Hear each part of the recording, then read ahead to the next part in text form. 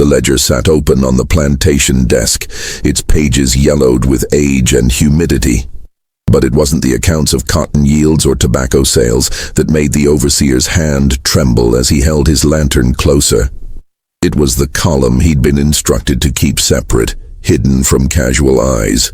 A column that tracked something no one wanted to speak about, yet everyone had begun to notice. The entries stretched back 7 years now, each one more troubling than the last. Blue eyes, blonde hair, fair skin that darkened only slightly as the children grew. All born to enslaved women across 3 parishes in Louisiana. All different mothers, all bearing children who looked nothing like their mothers, nothing like their recorded fathers, nothing like anyone else in the quarters. And the whispers had started. Whispers that traveled from plantation to plantation along the Mississippi River, carried by traders and runaways, by house servants who overheard their masters' worried conversations, by midwives who had delivered these strange babies and felt their blood run cold, because someone was fathering these children, someone who moved unseen, someone who left no trace except the evidence written in the faces of infants who should not exist. Before we continue with the story of Louisiana's most disturbing secret, make sure you're subscribed to this channel and hit that notification bell so you never miss stories like this. And I want to hear from you. Leave a comment telling me what state or city you're listening from. Now let's uncover what really happened in those Louisiana parishes between 1837 and 1844. The mystery would consume 7 years, destroy families, end lives, and reveal a truth so calculated and cruel that even hardened plantation owners would struggle to comprehend it. But in 1837, when the first of these children was born, no one yet understood what they were witnessing. What began as a single anomaly would become a pattern so disturbing that it would shake the foundations of Louisiana's plantation society, expose the darkest corners of a system built on human bondage, and reveal how power could be wielded with absolute impunity when the law itself was designed to protect the perpetrator. Louisiana in the late 1830s was a place of contradictions and extremes. New Orleans thrived as one of America's wealthiest cities, its port bringing in sugar, cotton, and enslaved people by the thousands. The French and Spanish colonial influences still shaped the culture, the architecture, the very language spoken in the streets. Creole French mixed with English, Spanish, and African languages to create a linguistic tapestry unique to the region. The city's theaters hosted opera and ballet. Its restaurants served cuisine that rivaled Paris. Its ballrooms glittered with chandeliers imported from Europe. But beyond the city's gaslights and grand homes, beyond the carefully manicured gardens and the elegant facades, the plantation economy ruled with absolute authority. The parishes north of New Orleans, St. James, St. John the Baptist, and Ascension formed the heart of sugar country. These were not the sprawling cotton plantations of Mississippi or Alabama, where enslaved people worked in relative isolation across vast acreages. Sugar cultivation required different labor, different timing, different brutality. The sugar cane had to be harvested and processed within a narrow window before the first frost could damage the crop. This meant that from October through December, the grinding season, every plantation became a factory running 24 hours a day. Enslaved people worked in shifts that stretched 18, 20, sometimes 22 hours. They cut cane in the fields under the November sun, hauled it to the sugar houses, fed it into the grinding mills, boiled the juice in massive kettles, stirred the crystallizing sugar, packed it into hogsheads for shipping. The machinery was dangerous. The mills could catch clothing, hair, limbs, pulling workers into the grinding rollers before anyone could react. The kettles of boiling sugar juice could splash, causing burns that went down to the bone. The exhaustion led to accidents, to mistakes, to deaths that were recorded in ledgers as simple losses of property, calculated against the profit margin of the harvest. The mortality rate among enslaved people on Louisiana sugar plantations was the highest in the American South. Owners knew this. They calculated it into their business models. It was cheaper to work people to death and buy replacements than to maintain a sustainable pace of labor.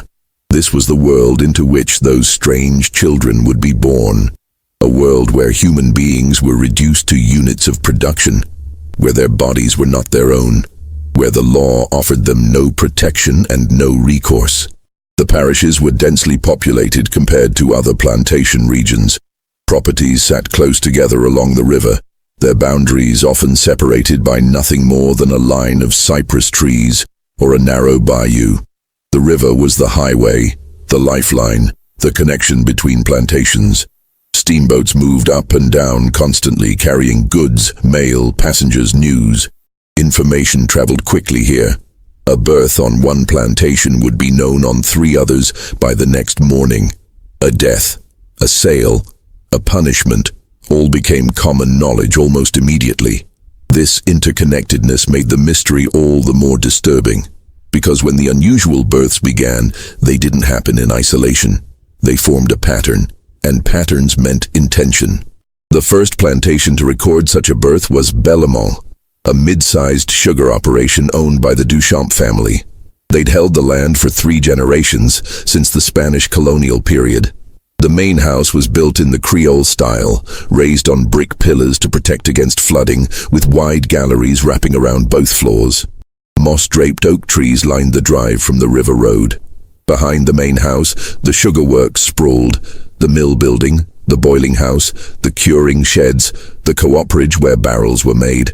Further back, beyond a screen of trees, sat the quarters, 2 rows of cabins facing each other across a dirt path. Each cabin housed multiple families, sometimes as many as 10 or 12 people in a single room. There was no privacy, no space, no comfort, just survival. The Duchamp family consisted of Monsieur Philippe Duchamp, his wife Celeste, and their 3 children. Philippe was 48 years old in 1837, a thin, nervous man who had inherited the plantation from his father and managed it with constant anxiety. He worried about crop yields, about sugar prices, about competition from Cuban imports, about the loans he'd taken to expand his operations. He worried about slave rebellions, about abolitionists, about the changing political climate that threatened the entire system his wealth depended on. His overseer, Vincent Hebert, was 32 years old and had worked at Bellemont for 6 years.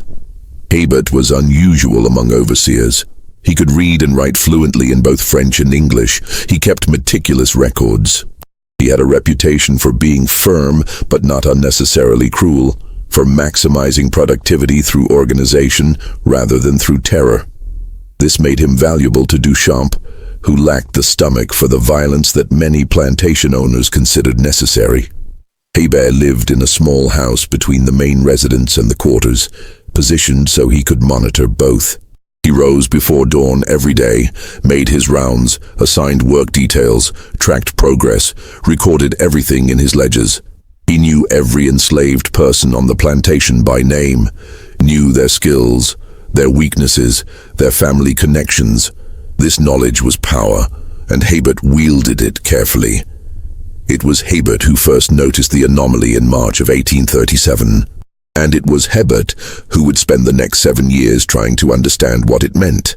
The child was born just before dawn on March 14, 1837, delivered by an elderly enslaved midwife named Josephine, who had brought more than 200 babies into the world over her 60-some years. Josephine had been born in Saint-Domingue before the Revolution, before it became Haiti. She'd been brought to Louisiana as a young woman and had survived everything. The transition from French to American rule, multiple changes of ownership, the deaths of her own children, the endless grinding labor of the sugar harvest. She'd seen every complication, every variation, every tragedy that childbirth could bring. Breech births, stillbirths, mothers who bled out on the cabin floor, babies born too early to survive, twins tangled together, infections that turned to fever and death. She'd learned to keep her face neutral, to show no emotion, to simply do the work and move on to the next crisis. But when she cleaned the newborn girl and saw her features in the lamplight, she felt something she rarely experienced: genuine fear. The mother was a woman named Marie, dark-skinned, strong, 23 years old. She'd been born on Bellemont, had known no other life. Her mother had died in the sugar house when Marie was 12, caught by the grinding mill, her screams cut short as the machinery pulled her in. Marie had watched it happen. She'd been standing 10 feet away, unable to move, unable to help, unable to do anything but witness. After that, Marie had become quiet. She spoke only when necessary, kept her eyes down, did her work without complaint. She'd been paired with a man named Thomas when she was 18, a pairing arranged by Hebert to produce children who would become plantation property. Thomas was a field hand, strong and reliable, 25 years old. They lived together in one corner of a cabin they shared with 3 other families. Marie had given birth to 1 child already, a boy named Jacques, who was now 4 years old. He looked like his parents, dark skin, dark eyes, tightly coiled hair. He was healthy, bright, already being trained to work in the fields. This second child should have looked the same. Every expectation, every understanding of heredity, every observation of how children resembled their parents suggested that this baby would have dark skin, dark eyes, dark hair. Instead, when Josephine wiped away the birth fluids and held the infant up to the lamp, she saw pale skin, hair so blonde it was almost white, and eyes the color of a clear winter sky. Josephine wrapped the child quickly, her mind racing. She'd heard stories, of course, passed down from older midwives, stories that went back generations. Stories of children born looking different from their parents, explained away by distant ancestry, by bloodlines that carried hidden traits. The old women spoke of how African peoples had mixed with Arab traders, with Portuguese sailors, with the various peoples who had moved across the continent over centuries. Sometimes those distant mixtures would resurface, they said, producing a child with lighter skin or different features. But this was different. This wasn't a slightly lighter complexion or looser curl pattern. This child looked as though she'd been born to a Swedish immigrant, not to Marie. The features were completely European. The narrow nose, the thin lips, the bone structure of the face. When Marie saw her daughter, she didn't speak. She simply stared. Her exhaustion replaced by something else. Recognition, perhaps, or resignation. Her hands shook as she took the baby, and Josephine saw tears begin to slide down her face. "Does she look like anyone you know?" Josephine asked quietly, a question that carried more weight than its simple words suggested. Marie's silence was answer enough. She held her daughter close, rocking slightly, and Josephine saw in her face a grief so profound it seemed to fill the small cabin. Thomas arrived an hour later, coming from the fields where he'd been working the night shift during grinding season. He stopped in the doorway when he saw the child, his face going blank with shock. "That's not mine," he said flatly. "She is yours," Marie whispered. "She is. Look at her. Look at her and tell me that's my child." "Thomas, please." "Who was it?" His voice was rising now, dangerous. "Who did you—" "No one," Marie said, her voice breaking. "I swear to you, no one. I don't understand this. I don't understand." Josephine intervened, stepping between them. "This happens sometimes," she said, though she didn't believe it herself. "Old blood coming through. Ancestors from long ago." Thomas stared at the baby, at Marie, at Josephine. Then he turned and walked out of the cabin without another word. By midday, everyone on Bellemont knew about the birth. The news spread through the quarters like wildfire. People came to see for themselves, crowding into the cabin, staring at the impossible child. Some whispered about curses, about spirits, about punishments from God. Others were silent, their faces troubled, as though they understood something they couldn't or wouldn't speak aloud. By evening, the news had reached 2 neighboring plantations, carried by enslaved people who had relatives on other properties, by traders who stopped at multiple landings along the river, by the invisible network of communication that existed beneath the surface of plantation society. By the end of the week, Vincent Hébert had been called to the main house to explain the situation to Monsieur Duchamp. Hébert walked up the oak-lined drive with a sense of dread. He'd already questioned Marie, gently at first, then with increasing pressure. She'd insisted she'd been with no one but Thomas. She'd sworn it, even as tears streamed down her face, even as she held her strange-looking daughter. He'd questioned Thomas, who'd refused to accept the child as his own, who'd moved out of the cabin and requested reassignment to a different work crew. He'd questioned other enslaved people who lived in the same cabin, who might have seen or heard something. No one had any information. Or if they did, they weren't sharing it. Duchamp was pacing his study when Hébert arrived, his thin face pinched with worry. The room smelled of pipe tobacco and old books. A portrait of Duchamp's father hung over the fireplace, stern and judgmental. "Sit down, Hébert. Tell me what happened." Hébert sat in the chair across from Duchamp's desk and laid out the facts as he knew them. The birth, the child's appearance, Marie's insistence that she'd been with no one but Thomas, the lack of any evidence or testimony to suggest otherwise. "It's not possible," Duchamp said, resuming his pacing. "Thomas is the father. It's in the records. I have the breeding records right here." He pulled out a ledger, flipped through pages. Marie and Thomas paired in 1832. First child born 1833. This is the second. Thomas is the father. "Yes, sir," Hébert replied carefully. "That's what the records show, but the child—" "I don't care what the child looks like," Duchamp interrupted, his voice sharp with anxiety. "There's an explanation. There must be. Mixed ancestry, perhaps. Some distant relative. These things happen." "Sir, I've seen mixed ancestry. This is different. This child looks completely European." Duchamp stopped pacing and stared at Hébert. "What are you suggesting?" "I'm not suggesting anything, sir. I'm simply reporting what I've observed. Because if you're suggesting that someone, that one of us—" Duchamp couldn't finish the sentence. The implication was too dangerous, too scandalous. "I'm not suggesting anything," Hébert repeated. "I'm asking what you want me to do." Duchamp sat down heavily in his chair. He looked suddenly older, more tired. "Record the birth. Note the unusual appearance. But the father of record remains Thomas. Is that clear?" "Yes, sir." "And Hébert, I don't want this discussed. Not with the other overseers, not with anyone. It's a private matter, an anomaly, nothing more." "Yes, sir." Hébert left the main house with a troubled mind. He understood Duchamp's position. Any suggestion that a white man had fathered a child with an enslaved woman would be scandalous, but it wouldn't be shocking. Such things happened, though they were rarely acknowledged openly. The real problem was the implication of force, of violation, because Marie insisted she'd been with no one but Thomas. Which meant, if the child wasn't Thomas's, then something had happened to Marie without her consent. And if that was true, if someone had violated an enslaved woman on Duchamp's property, it raised questions about security, about control, about the order that was supposed to govern plantation life. It suggested that someone had access to the quarters, to the women, without oversight or consequence.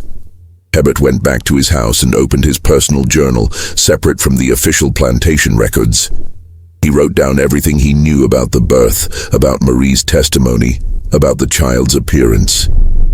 He dated the entry carefully, March 14th, 1837. He had no way of knowing that this entry would be the first of many, that he was documenting the beginning of something that would consume the next 7 years of his life.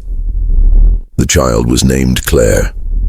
Marie tried to care for her, tried to love her, but the baby was a constant reminder of something Marie couldn't explain and couldn't escape. Thomas never acknowledged Claire as his daughter. He avoided Marie, avoided the cabin where she lived, avoided even looking at the child when their paths crossed. The other enslaved people on Belmont were divided in their reactions. Some felt sympathy for Marie, understanding that something terrible had happened to her, even if she couldn't or wouldn't speak of it. Others were suspicious, believing she must have been with someone, must have done something to bring this situation on herself. A few were frightened, sensing that Claire's existence meant something dangerous, something that threatened them all. Claire grew. She was a healthy baby, meeting all the normal milestones, but her appearance became more striking as she aged. Her hair grew in thick and blonde. Her eyes remained that startling blue. Her skin stayed pale, burning easily in the Louisiana sun. By the time she was 6 months old, she looked like a Nordic child who had somehow ended up in the quarters of a Louisiana plantation. The contrast between her appearance and her surroundings was jarring, disturbing, impossible to ignore. And then, 14 months after Claire's birth, it happened again. The second birth occurred on a plantation called Riverside, 6 miles upriver from Bellemont. Riverside was larger than Bellemont, with more acreage under cultivation and a larger enslaved population. The owner was a man named Etienne Broussard, 55 years old, a second-generation Louisiana planter whose family had made their fortune in the sugar trade. Broussard was known for running a profitable operation. He was also known for his temper, for his willingness to use violence to maintain control, for his belief that enslaved people needed to be kept in a state of fear to remain productive. His overseer, a man named Gideon Frost, shared this philosophy. Frost was 40 years old, a transplant from Virginia who had come to Louisiana seeking opportunity. He was tall, broad-shouldered, with a face weathered by sun and wind. He carried a whip coiled at his belt and wasn't afraid to use it. The enslaved people at Riverside feared him, and Frost believed that fear was the foundation of good management. The mother was a woman named Delphine, 20 years old, who worked in the main house as a laundress. She'd been selected for this position because of her quiet demeanor, her efficiency, her ability to remain invisible. House servants had to master this skill. The ability to be present, but not noticed, to move through rooms without drawing attention, to hear conversations without appearing to listen. Delphine had been born on a plantation in the Natchez district and sold to Riverside when she was 15. The sale had separated her from her mother and 2 younger siblings. She'd never seen them again. This loss had hollowed her out, left her with a kind of emptiness that she filled with work, with routine, with the small comforts she could find. A moment of rest, a full meal, the absence of pain. She'd been paired with a field hand named Samuel, 22 years old, strong and quiet. They lived together in the quarters, shared a space in one of the cabins. Their relationship was cordial but not close. They were 2 people thrown together by someone else's decision, making the best of circumstances neither had chosen. When Delphine discovered she was pregnant, she felt a mix of emotions. Fear, because pregnancy meant vulnerability, meant pain, meant the possibility of death, but also a small, fragile hope. A child would be someone to love, someone who belonged to her, at least for a little while before the plantation claimed that child too. The pregnancy progressed normally. Delphine continued her work in the laundry, hauling water, scrubbing clothes, hanging them to dry in the humid air. As her belly grew, the work became harder. But she didn't complain. Complaining led to punishment. She gave birth in May of 1838, attended by the plantation midwife, a woman named Ruth. The labor was long and difficult, lasting through the night and into the next day. But finally the baby was born. A boy, healthy, crying lustily. Ruth cleaned the infant and then stopped, her hands frozen, her face going pale. "What is it?" Delphine asked, exhausted, reaching for her son. "What's wrong?" Ruth didn't answer. She simply handed the baby to Delphine and stepped back, her expression troubled. Delphine looked down at her son and felt the world tilt. The baby had blonde hair, blue eyes, and skin so pale it seemed translucent. He looked nothing like her, nothing like Samuel, nothing like anyone in her family. "No," she whispered. "No, this can't. Who's the father?" Ruth asked quietly. "Samuel. Samuel is the father. I haven't been with anyone else, I swear it." "Then how do you explain this child?" "I can't," Delphine said, tears beginning to fall. "I can't explain it." Samuel was brought from the fields to see his son. His reaction was immediate and angry. He stared at the baby, at Delphine, and his face hardened. "You've been with someone," he said, his voice flat and cold. "I haven't. Samuel, I swear, don't lie to me. Look at him. That's not my child." "He is. He has to be. I haven't been with anyone else." "Then who? Who did this?" "I don't know," Delphine sobbed. "I don't know." Samuel left the cabin and didn't return. He requested a transfer to a different work crew, to a different cabin. He never acknowledged the boy as his son. Gideon Frost heard about the birth within hours.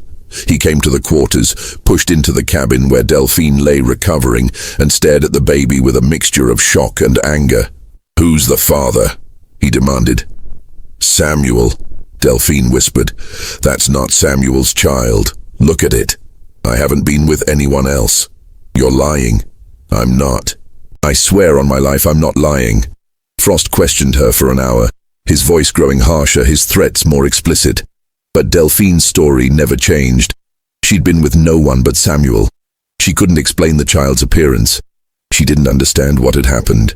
Finally, Frost gave up. He reported the situation to Broussard, who reacted with fury. He accused Frost of not maintaining proper control, of allowing enslaved people to move freely, of failing in his duties. Frost defended himself, insisting that he ran a tight operation, that there was no way an outsider could have accessed the quarters without being noticed.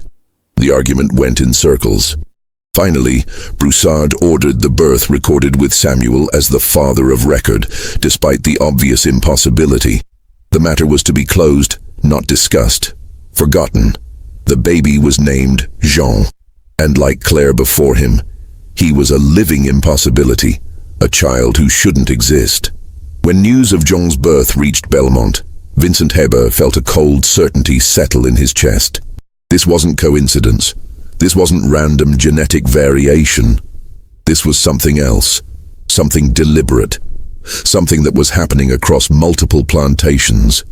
He pulled out his personal journal and made a new entry, carefully noting the date of Jean's birth, the plantation where it occurred, the mother's name, the circumstances. He placed this entry next to his notes about Claire's birth and stared at the two entries, looking for connections. Both mothers had been working in or near the main houses of their respective plantations. Marie had been called up from the fields to help with cleaning during a period when Belmont's regular house staff was short-handed. Delphine already worked in the house, but she'd been assigned to additional duties in the months before her pregnancy, including night work, cleaning and preparing rooms after the family had retired. Heber felt his pulse quicken. This was a pattern, a connection. It might mean nothing or it might mean everything. He began making inquiries, carefully, quietly. He spoke to traders who moved between plantations, asking casual questions about births, about unusual occurrences, about gossip they might have heard. He questioned enslaved people who had relatives on other properties, listening to their conversations, noting details. And he waited. Because if his suspicions were correct, if this was a pattern rather than a coincidence, then it would happen again. He was right.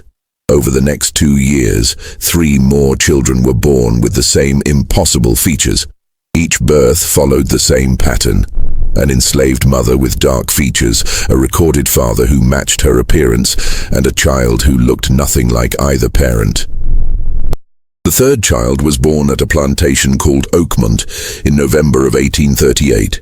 The mother was a woman named Isabel, 25 years old, who worked in the main house as a cook's assistant. The baby was a girl with blonde hair and blue eyes. Isabel insisted she'd been with no one but her partner, a man named Gabriel. No one believed her, but no one could prove otherwise. The fourth child was born at a plantation called St. Clair in March of 1839. The mother was a woman named Thérèse, 19 years old, who had been brought up from the quarters to help serve at a dinner party 2 months before her pregnancy began. The baby was a boy with the same distinctive features. Thérèse's partner, a man named Antoine, refused to acknowledge the child. The fifth child was born at a plantation called Magnolia Grove in September of 1839. The mother was a woman named Pauline, 22 years old, who worked in the laundry. She'd been called to the main house to help with cleaning during a period when the regular staff was occupied with other duties. Her baby was a girl, blonde and blue-eyed.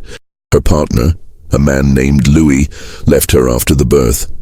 Vincent Hebert documented each birth in his private journal. He noted the dates, the plantations, the mothers' names, their work assignments. He created a map, marking each location where a birth had occurred. The plantations were spread across 3 parishes, but all were within a 15-mile radius along the Mississippi River. He also noted something else, something that had taken him months to piece together. A name that appeared in the background of each situation, never prominently, never obviously, but always there.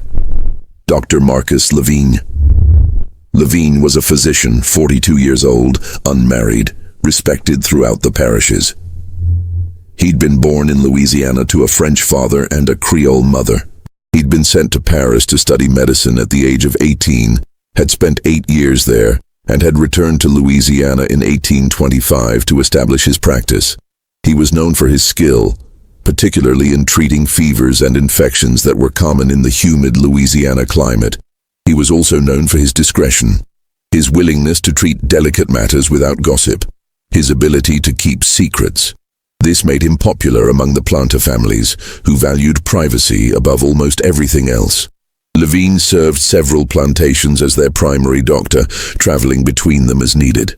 He treated the planter families for their various ailments, and he also treated enslaved people when their value as property justified the expense. A skilled worker with a broken bone, a pregnant woman whose child represented future property, a house servant whose training made them valuable. These were worth the cost of medical care. Levine was also known for his distinctive appearance. He was tall and thin, with pale blonde hair that he wore longer than was fashionable, and striking blue eyes that seemed to see through people. He dressed well, but not ostentatiously, in dark suits that emphasized his pale coloring. He moved with a kind of deliberate grace, speaking softly, never raising his voice, always maintaining perfect control. Hebert had met Levine several times over the years. The doctor had been called to Belmont to treat Madame Duchamp for a fever, to set a broken arm for a field hand who'd been injured during harvest, to attend to various minor ailments. Hebert had found him professional, competent, and oddly cold. There was something about Levine that made Hebert uncomfortable, though he couldn't quite identify what it was. Now, reviewing his notes, Hebert saw the pattern. Levine had been present at or near each plantation during the crucial time periods before the pregnancies began. He'd attended a social gathering at Belmont in December of 1836, 3 months before Marie conceived. He'd been called to Riverside to treat Madame Broussard for a respiratory infection in February of 1838, 3 months before Delphine conceived. He'd delivered a baby for the owner's wife at Oakmont in August of 1838, 3 months before Isabel conceived. He'd examined an injured worker at St. Clair in December of 1838, 3 months before Thérèse conceived. He'd attended a dinner party at Magnolia Grove in June of 1839, 3 months before Pauline conceived. Always there, always in the background, always with access. Hebert's hands shook as he made these connections. He reviewed his notes again and again, checking dates, cross-referencing visits, looking for any mistake in his reasoning. But the pattern held. It was too precise to be coincidence. But having a suspicion and proving it were entirely different matters. Hebert had no direct evidence, no witnesses, no confession. He had only a pattern, a series of coincidences that seemed too precise to be accidental. He needed to speak to the women. If Levine was responsible, then the women would know. They might not be able to speak openly, might not be willing to accuse a white man, especially a respected doctor. But they would know. Hebert started with Marie since she was on his own plantation. He found her in the fields one afternoon, working with a hoe, her daughter Claire strapped to her back in a cloth sling. Claire was now 2 years old, her blonde hair bright in the sun. "Marie," Hebert said quietly, approaching her, "I need to speak with you." Marie looked up, her face guarded. "Yes, sir." "About Claire." about her father. Marie's expression closed completely. Thomas is her father, sir. That's what the records say. Marie, I know that's not true, and I think you know it too. I don't know what you mean, sir. I think someone hurt you. Someone you couldn't refuse. Someone who had power over you. Marie was silent for a long moment. Then she said, very quietly, even if that were true, sir, what difference would it make? I'm property. Property can't be hurt. Property can't refuse. Property has no rights. Marie, I have nothing more to say, sir. Thomas is Claire's father. That's what the records show. She turned back to her work, and Hebert knew he would get nothing more from her. The wall she'd built around this secret was impenetrable. He tried with the other women, traveling to the other plantations on various pretexts, finding opportunities to speak with Delphine, with Isabel, with Therese, with Pauline. Each conversation went the same way. The women insisted they'd been with no one but their recorded partners. They had nothing more to say. The wall was always there, impenetrable. Heber understood. These women had no legal standing, no rights, no recourse. If they accused a white man, especially a respected doctor, they would not be believed. They would be punished for lying, for making trouble, for threatening the social order. Their children might be sold away. Their lives might become even more unbearable than they already were. Silence was their only protection, however inadequate. Hebert decided he needed to take his findings to someone with more authority, someone who might actually be able to act on the information. He chose Judge Armand Thibault, a respected figure in St. James Parish. Thibault was 60 years old, a lawyer who had been appointed to the bench 15 years earlier. He was known for his fairness within the constraints of the system, for his willingness to address difficult matters, for his intelligence and his integrity. Hebert requested a meeting, and Thibault agreed to see him. They met in Thibault's office in the parish courthouse, a humid afternoon in July 1840. The office was lined with law books, and papers covered every surface. Thibault sat behind his desk, a large man with grey hair and shrewd eyes. Hebert laid out his evidence carefully. He showed Thibault his map, with the plantations marked. He showed him his timeline, with the dates of the births and the dates of Lavigne's visits. He explained the pattern, the connection, the impossibility of coincidence. Thibault listened in silence, his expression growing darker as Hebert spoke. When Hebert finished, Thibault sat back in his chair and was quiet for a long moment. "This is a serious accusation," Thibault said finally. "I know, sir. That's why I've brought it to you. Do you have any direct evidence? Any testimony from the women?" "No, sir. They won't speak or can't speak. I've tried." Thibault stood and walked to his window, looking out at the street below.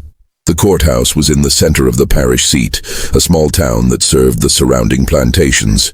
The street was busy with afternoon traffic, wagons, horses, people going about their business. "You understand what you're suggesting?" Thibault said, his back still to Hebert. "Dr. Lavigne is a respected member of this community. His family has been here for generations. His father was a prominent merchant. His mother came from one of the old Creole families. To accuse him of this without solid proof would be devastating. It would destroy his reputation, his practice, his life. I understand, sir, but the children exist. The pattern exists. 5 children in 2 years, all with the same impossible features, all born to mothers who had contact with Dr. Lavigne in the months before conception. Patterns can be coincidence. 5 times, sir, across 5 plantations, all within 2 years. And all connected to one man." Thibault turned back to face Hebert. "Even if you're right, even if Dr. Lavigne is responsible, what law has he broken? You said yourself that the women won't testify. Without their testimony, there's no case. And even with their testimony..."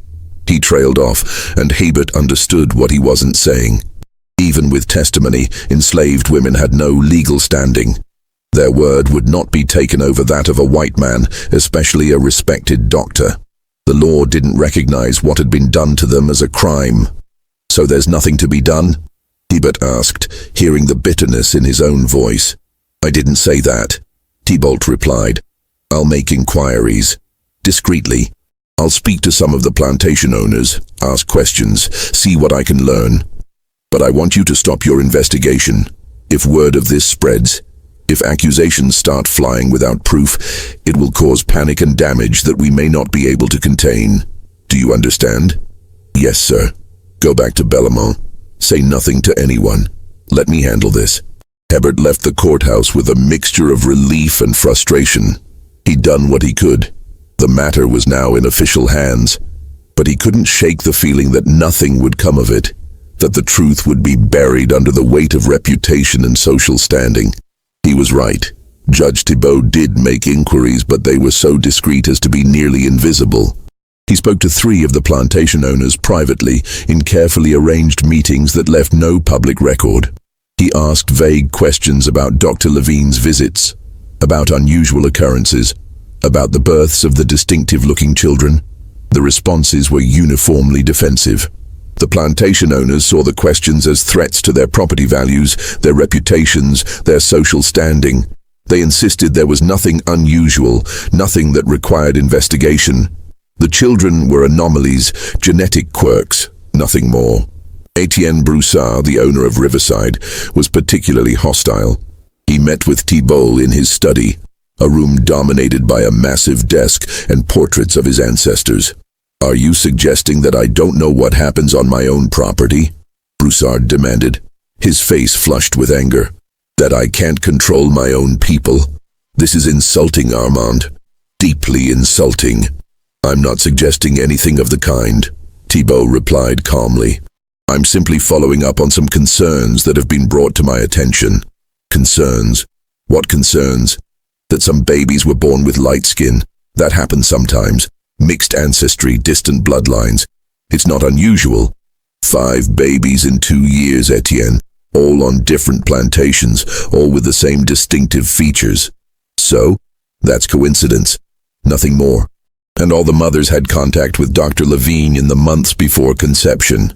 Broussard's face went from flushed to pale. What are you implying? I'm not implying anything, I'm stating a fact. Dr. Levine is a respected physician. He's treated my family for years. He's above reproach. I'm sure he is. But the pattern? There is no pattern, Broussard interrupted. There are coincidences, and I won't have you spreading rumors that could damage a good man's reputation or mine. Do you understand? Thibault understood. He understood that Broussard was more concerned about scandal than about truth, more worried about property values than about justice. He understood that pushing further would make enemies of powerful men, would damage his own position, would accomplish nothing. The other plantation owners gave similar responses. They were defensive, hostile, unwilling to consider that something wrong might have happened on their properties. To admit that would be to admit failure of control, failure of oversight, failure of the system itself. Within 2 weeks, Thibault sent word to Hebert that the investigation was closed. There was insufficient evidence to proceed. The matter was to be dropped. Hebert received the news with bitter resignation. He'd expected it, but the confirmation still stung. He filed his notes away, locked them in his desk, and tried to return to his normal duties. But the births didn't stop. In November 1840, another child was born at a plantation called Sweetwater, 8 miles south of Bellamont. The plantation was smaller than most, specializing in indigo rather than sugar. The owner was a widow named Madame Hebert, no relation to Vincent, who ran the operation with the help of her son. The mother was a woman named Cécile, 24 years old, who worked in the sugar house during grinding season and in the fields the rest of the year. The baby was a boy with blonde hair and blue eyes. Cécile's partner, a man named Joseph, refused to acknowledge the child. Dr. Levine had been called to Sweetwater 3 months earlier to treat Madame Hebert's son for a fever. He'd stayed for 2 days, sleeping in a guest room, taking his meals with the family. In March 1841, another birth at Riverside. The mother was a different woman this time, a field hand named Lisette, 21 years old. The baby was a girl with the same distinctive features. Lisette's partner, a man named Michel, left her after the birth. Dr. Levine had attended a social gathering at Riverside in December of 1840. In August 1841, another birth at Oakmont.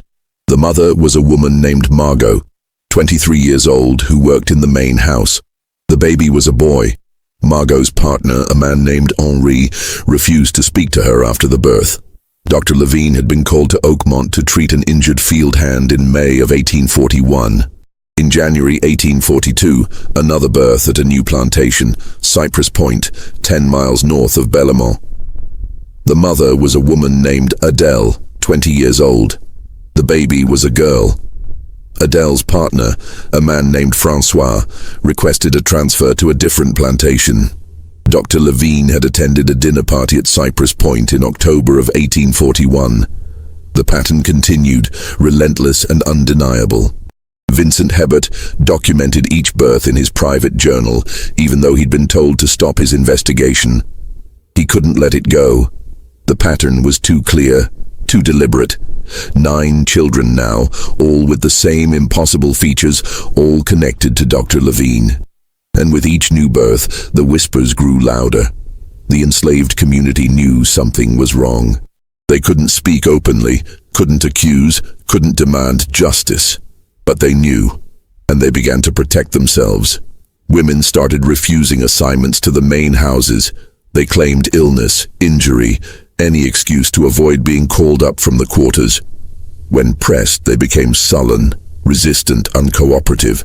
Overseers noticed the resistance and responded with punishment. Women were whipped for refusing work assignments, for claiming false illness, for insubordination. But the resistance continued. The women seemed willing to accept punishment rather than risk being called to the main houses. This created problems for the plantation operations. House servants were necessary for the smooth functioning of the main houses. Laundry had to be done, meals had to be prepared, rooms had to be cleaned. When women refused these assignments, the work fell to others, creating resentment and disruption. The tension on the plantations became palpable. Productivity dropped. Small acts of rebellion increased, tools broken, work slowed, minor acts of sabotage that couldn't be directly traced but accumulated into significant disruption. The plantation owners blamed their overseers for losing control. The overseers blamed the enslaved workers for being lazy and rebellious. No one wanted to acknowledge the real cause of the unrest, except Vincent Hebert. He saw what was happening, understood the fear that drove it. The women were protecting themselves the only way they could, through resistance and refusal, even at the cost of punishment. And he made a decision that would change everything. He began documenting the births again, but this time he didn't keep the information to himself. He shared it carefully and selectively, with other overseers, with traders, with anyone who might listen. He created copies of his map, his timeline, his evidence connecting Dr. Levine to each incident. He knew it was dangerous. He knew he was risking his position, possibly his life. But he couldn't stay silent anymore. The pattern was too clear, the injustice too great, the suffering too profound. The information spread slowly at first, then faster. Overseers talked to each other, comparing notes, sharing stories. Traders carried the information from plantation to plantation, from parish to parish. The whispers became conversations, the conversations became discussions. By the summer of 1842, the story was known throughout the 3 parishes. It was discussed in hushed conversations in plantation offices, in letters between plantation owners, in the careful language of people who understood they were approaching something explosive. The plantation owners tried to suppress the story, but it was too late. Too many people knew. The scandal was becoming public knowledge. And finally, inevitably, the story reached Dr. Marcus Levine himself. Levine's response was not what anyone expected. He didn't deny the accusations. He didn't flee. He didn't show any sign of shame or fear. Instead, he called a meeting.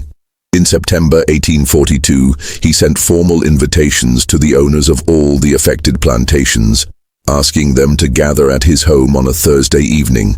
He also invited Judge Thibault, several other prominent citizens, and, surprisingly, Vincent Hebert.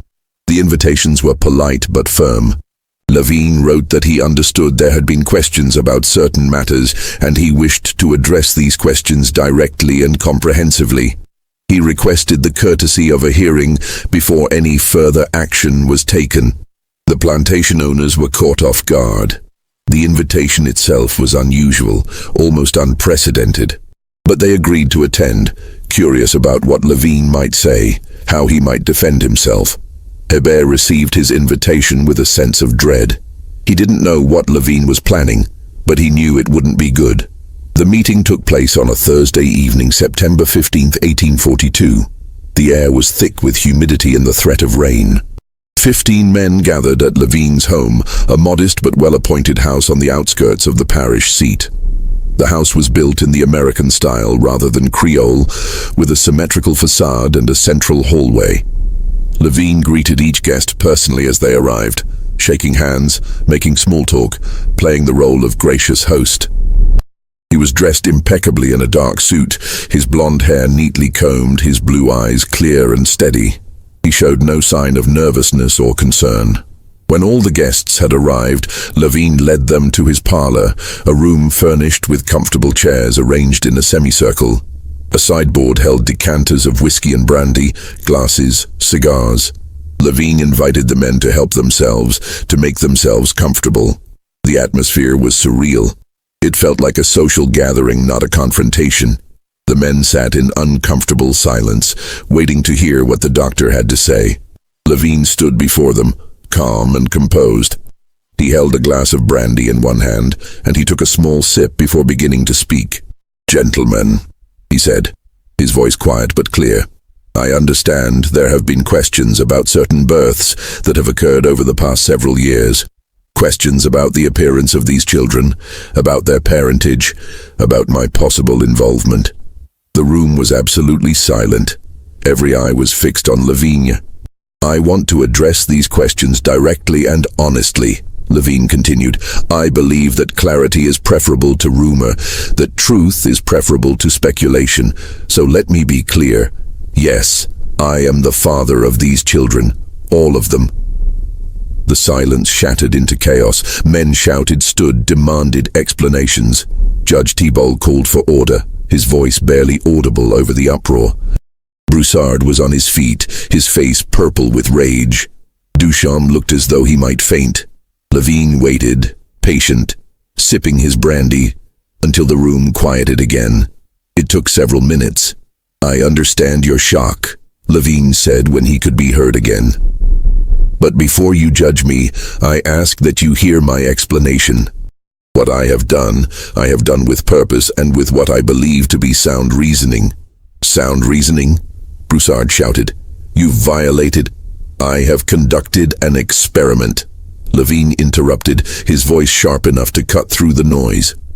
"A scientific experiment that I believe has profound implications for our understanding of human heredity and racial characteristics." The room fell silent again, but this time the silence was different.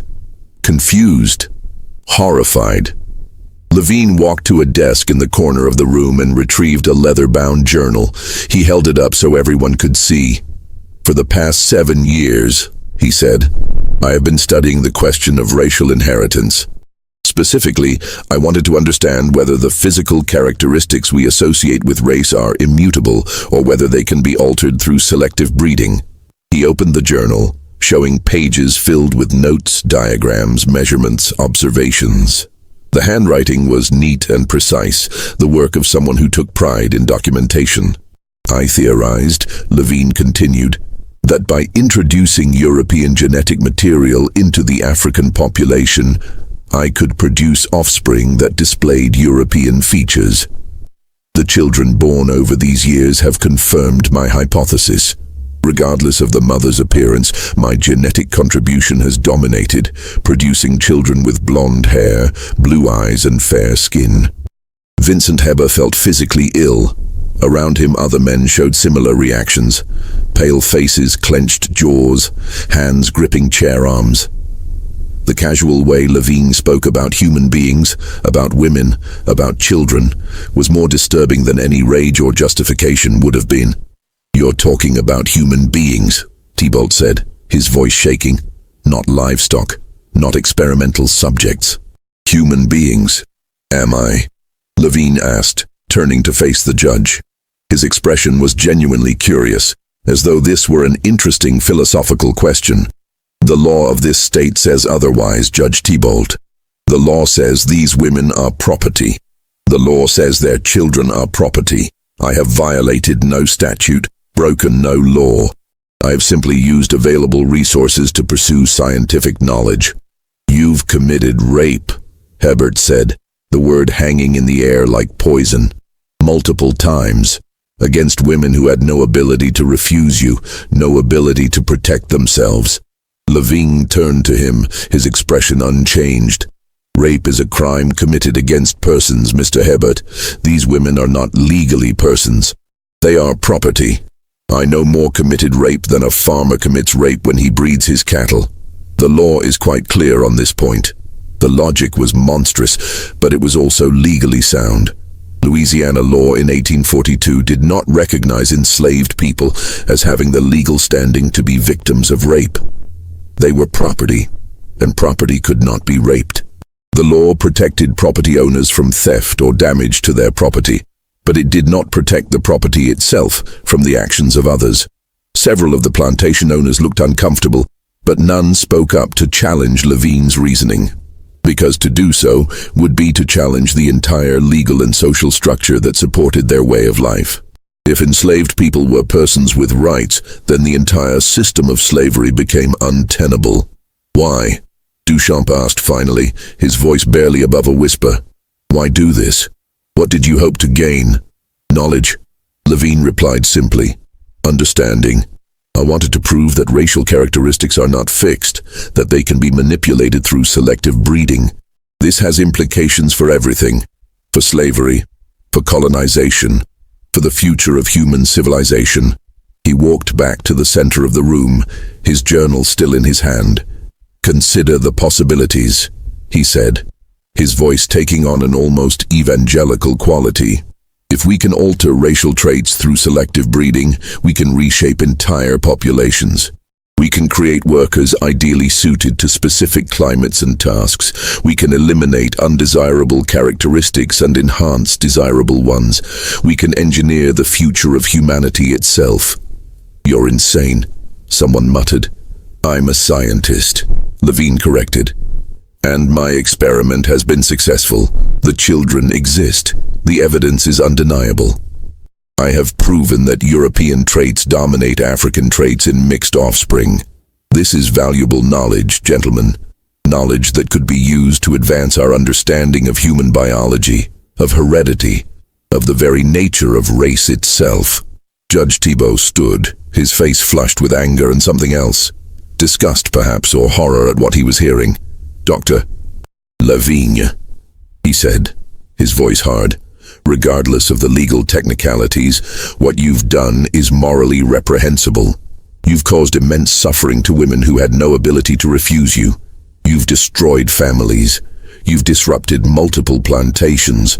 You've created a scandal that will damage this entire region. I've created knowledge, Levine replied calmly. What you do with that knowledge is your concern, not mine. I've documented everything in this journal and in others. My methods, my observations, my conclusions. This information will be valuable to future scientists, to future generations. You will leave this parish, Thibault said. You will cease your practice here, sell your property, and go.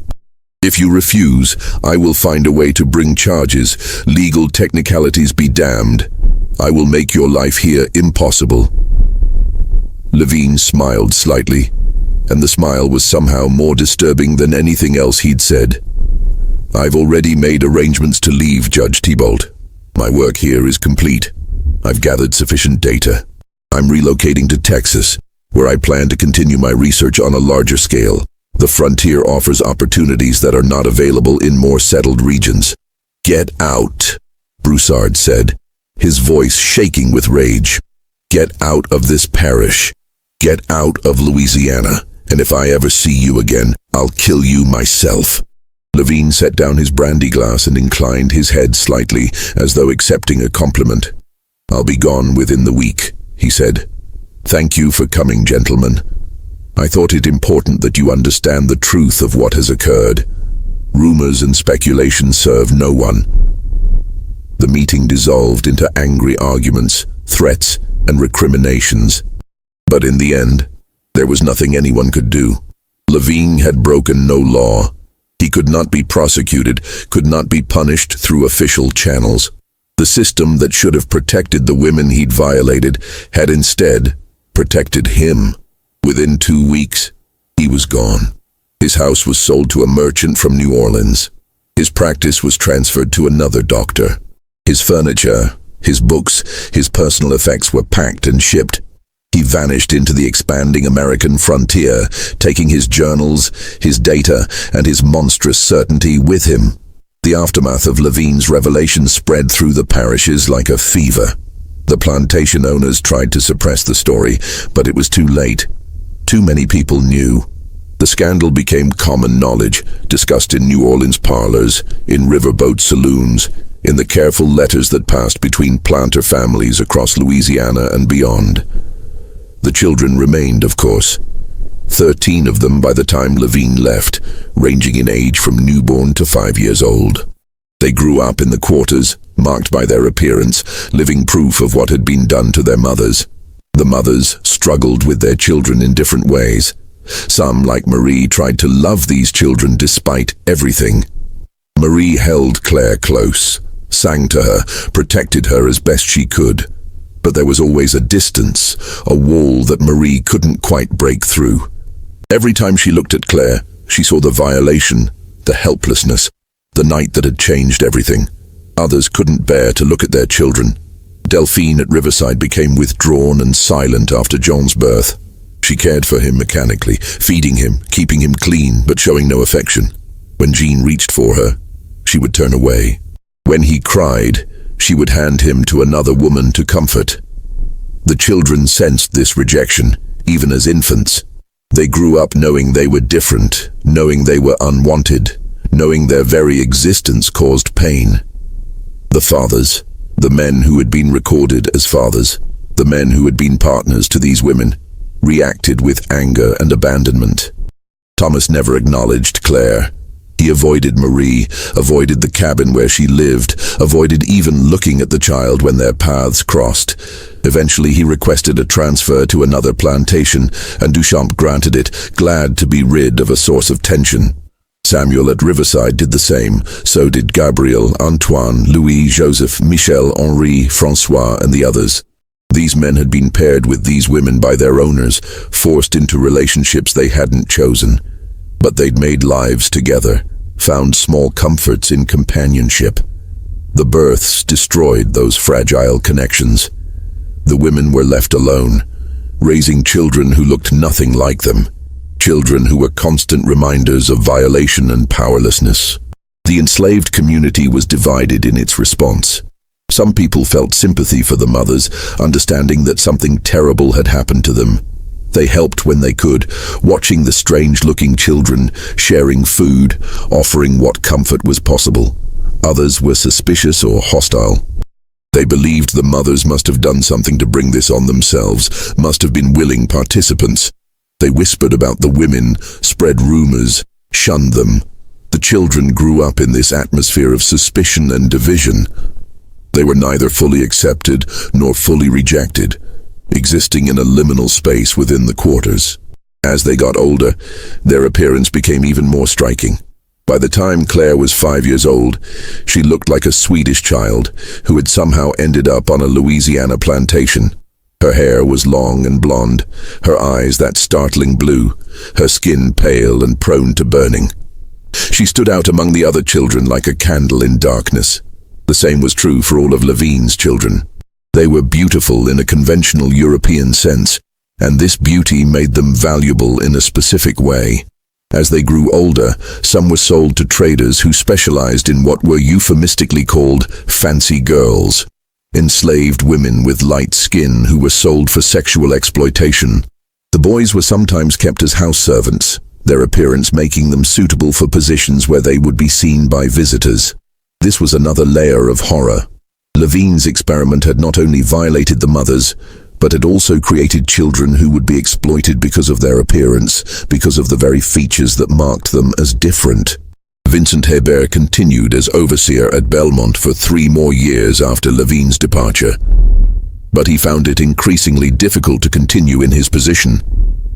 Every day, he saw Claire growing up, saw Marie's pain, saw the evidence of a crime that had no legal name and no possibility of justice. In 1845, he resigned his position and moved to New Orleans. He found work as a clerk in a shipping office, a job that paid less but allowed him to sleep at night. He took his journals with him, the careful documentation of everything that had happened. Years later, in 1867, after the Civil War had ended and slavery had been abolished, Hebert donated his journals to a historical society. He wrote a cover letter explaining what the documents contained, why he'd kept them, what they represented. These records, he wrote, document a crime that was not legally a crime, a violation that was not legally a violation, suffering that was not legally suffering. They show how a system designed to treat human beings as property-created conditions, where the most monstrous acts could be committed without consequence. I kept these records because I believed that someday someone would want to know the truth, that someday the truth would matter. The journals were filed away in an archive, rarely examined, a testament to a crime that was never officially acknowledged. Judge Thibault tried to pursue legal action against Levine, but every attorney he consulted gave him the same answer. There was no case. No law had been broken. The women had no legal standing to bring charges. The plantation owners had no grounds for complaint, since their property had not been damaged in any legally recognized way. Thibault spent months researching, looking for any legal avenue that might allow prosecution. He consulted law books, wrote to colleagues in other states, sought advice from legal scholars. But the answer was always the same. Under Louisiana law in 1842, what Levine had done was not a crime. This realization haunted Thibault for the rest of his life. He'd spent his career believing in the law, believing that the legal system, however imperfect, served justice. Levine's case forced him to confront the truth, that the law itself could be unjust, that a legal system built on the premise that some human beings were property could never deliver justice to those people. Thibault retired from the bench in 1850, citing health reasons. He died in 1855.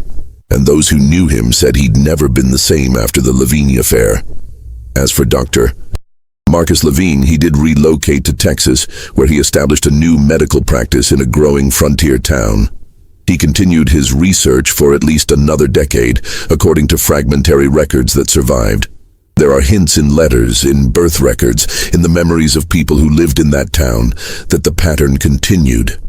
More children with impossible features. More women who couldn't speak of what had happened to them. Levine died in 1856, apparently of natural causes. He was 56 years old.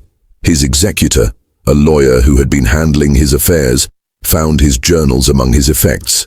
The lawyer read them, was horrified by their contents, and made the decision to destroy them. He burned every journal, every note, every piece of documentation related to Levine's experiments. Some knowledge, the lawyer wrote in his own diary, is too dangerous to preserve. Some truths are too monstrous to pass on to future generations. I have destroyed Dr. Levine's work, not to protect his reputation, but to protect humanity from the ideas contained in those pages. But the children remained. The evidence of Levine's experiments lived on in the faces of 13 children in Louisiana and an unknown number in Texas. These children grew up, had children of their own, passed